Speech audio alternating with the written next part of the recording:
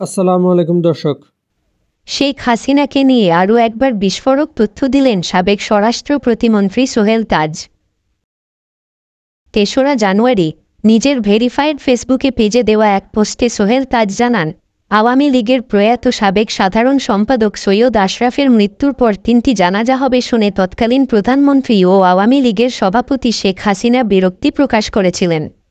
শুধু তাই নয়, বলেছিলেন, ও এত বড় কি হয়ে গেল যে ৩টা জানাজা পড়াতে হবে।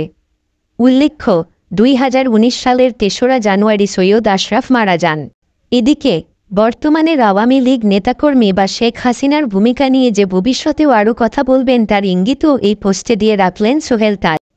কারণ এই পোস্টের শিরোনাম দিয়েছেন তিনি, হাটে হাড়ি ভাঙা প্রথম পর্ব, অর্থাৎ সামনে আরও পর্ব থাকতে পারে। পাঠকদের জন্য সোহেল তাজের পোস্টটি হুবহু তুলে ধরা হল।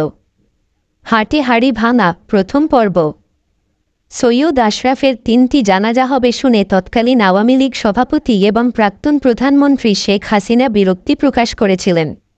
তিনি সাধারণ সম্পাদক ওবায়দুল কাদেরকে ধমক দিয়ে বলেছিলেন, ও এত বড় কি হয়ে গেল যে ৩টা জানাজা পড়াতে হবে। প্রত্যুত্তরে কাচুমাচু করে ওবায়দুল কাদের আমতা আমতা করে জবাবে বলেছিল, নেতা কর্মীরা ওনাকে অনেক পছন্দ করে আর তাদেরই দাবি না মানলে সামলানো যাবে না।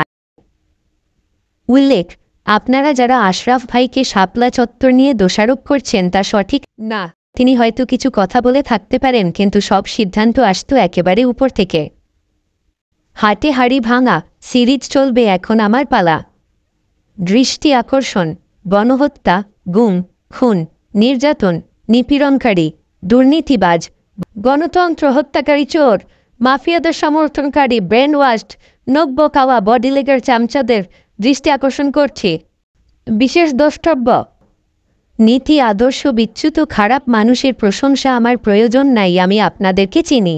বিশেষ বিশেষ দ্রষ্টব্য, আওয়ামী লীগের ব্রেন ওয়াশড, নষ্ট পচা নীতি, আদর্শ বিচ্যুত লুটেরা, খুনি, হত্যা, গুম, নির্যাতনকারীদের সমর্থক সকলকে বলবো অনতিবিলম্বে আমার এই ফেসবুক পেজটি আনফলো করতে, আর অনুরোধ থাকবে নিজের বিবেককে জাগিয়ে আত্মোপলব্ধি, আত্মসমালোচনা করে অনুশোচনা করার। সাথে থাকার জন্য ধন্যবাদ দর্শক। আসসালামু আলাইকুম।